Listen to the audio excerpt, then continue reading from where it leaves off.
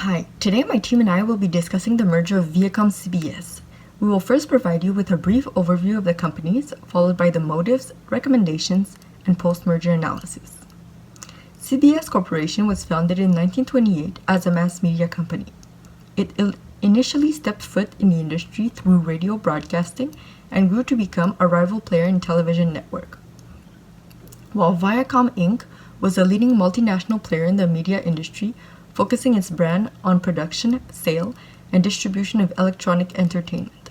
It was formerly known as CBS Television Film Sales in 1952, whereas it officially became its own entity in 1971.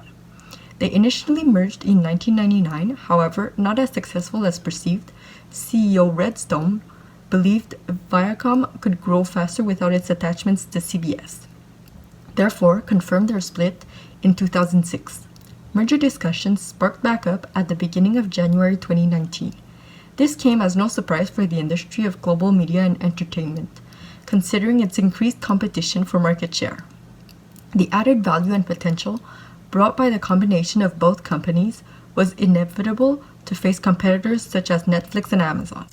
The initial merger in 1999 constituted of a merger of equals, which was motivated by operating synergy. Their goal was to provide economies of scale through the combination of their assets in order to enhance revenues while reducing major costs. Similarly, their 2019 merger was precipitated after Disney's purchase of 21st Century Fox and the respective plan to engage in a streaming platform, while Netflix's growing subscriber count reached over 151 million. Additionally, the increasing changes in technology have forced entertainment media to adapt its services. These challenges presented a large impediment for the growth of both companies operating on their own, and would leave them with very minimal market share if they did not act on the opportunity to merge. The intended merger would yield the world's most important content producers and providers, according to CEO Bob Bakish. Firstly, the vertical integration structure adopted would aim to redefine media services. Their combined efforts would provide them with an estimated 22% of U.S.'s television viewership, while being the largest holder of broadcast and cable amongst key demographics. Furthermore, the deal proposed touched upon gaining strong market value in operations overseas, allowing greater visibility and diversity in potential audience, reaching 5 continents and offering programs in 45 different languages. Their planned growth is set to be achieved by mixing free and paid offerings, expanding distribution and advertisement to encompass a greater market, and develop an international platform for licensed and premium content. Finally, at the basis of their motives stems the financial benefits to shareholders. Business executives announced that the transaction would promise savings amounting to $500 million in synergy within the first 12 to 24 months. Jumping into the recommendation section, we now need to assess the pros and the cons of a Viacom-CBS merger. CBS and Viacom were both operating in the same business industry, and they were both owning popular channels, such as Showtime for CBS and Comedy Central for Viacom. By joining forces, they would be able to obtain better prices from cable providers, since they would be coming with a bigger television package and fewer options would be available on the market to cable providers. They would have access to exclusive content from the Paramount Film Studios, and they could even develop their own exclusive TV shows to attract even more consumers. By merging, both companies would save a lot of money, since they would be both get rid of overlapping operations, which means instant benefits for both parties. The must-carry government regulations would allow CBS to protect their distribution, since cable provider wouldn't be able to drop channels without providing a better terms to the newly merged company. For the cons, the TV cable industry was dying before the second merger, since consumers were now turning themselves to streaming platforms like Netflix and Amazon Prime, so there would be a big company of a fading industry. Viacom could be a drag on CBS, since most of their channels were losing in views and ratings, and adding new platforms for their customers won't unlikely stop it. Viacom also reported negative revenues 6 out of their 7 last annual income statements. Finally, the popular opinion from analysts wasn't extremely cheerful, since the history showed that these two weren't able to make it work. Based on the last couple of points mentioned, the upsides far outweigh the downsides, proving that this merger should have taken place.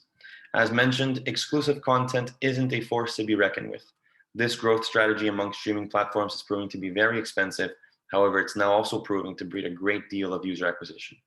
For example, Prime is reportedly spending $750 million to produce a Lord of the Rings series in the hopes of reselling nostalgia to its old fan base who might not have signed on to Prime otherwise. The same logic could also be applied to Paramount's panoply of old content that could also be easily re-exploited in creative new ways. More importantly, the CBS and Viacom merger was expected to also successfully integrate the two companies vertically as well as horizontally, creating major cost-saving synergies. The deal was vertically beneficial in that CBS was the owner of one of the biggest premier exhibition spaces, the CBS network, but did not have major production facilities, while Viacom was strong in production, but owned only a 50% stake in a small broadcast network called UPN. The deal was horizontally beneficial in that CBS's strengths in television, broadcasting, radio, outdoor advertising, and the internet were all weaknesses of Viacom's, while Viacom's strengths in film, cable television, and publishing filled in CBS's gaps. Although the Viacom and CBS merger had brought operational synergies and major cost savings, the shareholders of CBS felt like Redstone pressurized them into an unfair merger. They also were not very happy about the huge compensation received by the executives of the company. However, the increase in dividend per share post-merger was beneficial to the shareholders. Despite all of that, year-over-year revenue increased and adjusted EPS beat expectations. The 6% revenue growth in the domestic advertising business was the first time in 5 years the company had reported growth in this segment. We've compared Viacom, Netflix, and the Walt Disney compared to the S&P TSX index, and we see the Viacom returns were significantly lower. Therefore, the merged company needs to pool its resources better to be able to compete with its competitors in the mass media industry. The performance of CBS and Viacom was in a different scale before and after the merger. I'll be discussing the key factors affecting performance. The first factor being range of products. CBS and Viacom hold intellectual property for some of the greatest content in its related class. However, they are not competing with video libraries such as Netflix who offer a large selection. The merger can allow fighting chance to withstand competition or take an innovative direction to promote their products. For instance, CBS holds the contract to broadcast the NFL in the United States, which is the biggest sporting event in the country. This contract is up for renegotiation in 2022.